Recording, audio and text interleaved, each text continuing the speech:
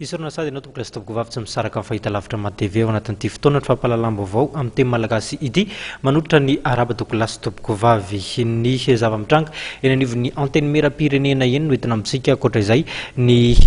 fanehoan-kevitra samihafa amin'ny fanendrena izay mety ho prime ministre ny trangana tsy fandriam-pahalemana dia ny fatratrarana ireo olona nangalatra tolapaty ary ny fatratrarana lehilahy iray mitondra fitaovam-piadiana tsy naza olona lalana misy ny taratasy fangatahana ny fanafoanana ny braomar ny antenne mera-pirenena eny anivon'ny fitsarana amsahana ny ady amin'ny fanjakana na ny conseil d'état hetsankilany nanamafy kosa nefa ny filohan'ny antenne mera-pirenena fa fitsipika anatiny izay nanatanterahana ny fifidianana teo anivon'ny congrès syntétésamitany nanaovana ny fifidianana izay nitanterahana teo anivon'ny antenne mera-pirenena tsy nisy fanakianana moa izany nandritra ny fivoriana voalohany raha ny fanazavana izay nentindramatoa Christine Razana Masoatra.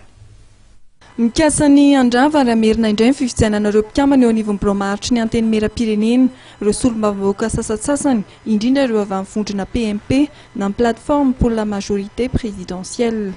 Raha ny nambarandramatoa Anitra Razafy-Manantsoa avy amin'ny ankolafy Ravalomanana dia efa nisy ny fitoriana napetraka teny anivon'ny fitsarana misahana ny ady amin'ny fanjakana na ny conseil d'état izay mangataka ny fanafoanana amin'ny fifidianana. Ny anton'izany hoy izy ireo dia ny tsy nandrafetana dia mialoha ny fitsipika anatiny misahana ny antenne mera-pirenena. Ho andramatoa Christine Razana Masoa izay filohan'ity androm-panjakana ity kosa dia efa mazava ny fitsipika tamin'ny fifidianana ireo mpikambana eo anivon'ny bromaritry satria nitapahana fa ny fitsipika anatiny izay nanatanterahana ny fifidianana tamin'ny congrès syntétésamita no nentina nanatanterahana izany. Ao anie mbola enregistré ao tamin'ny fifidianana nanomboka hoe ity ary no fehin-dalàna rija teny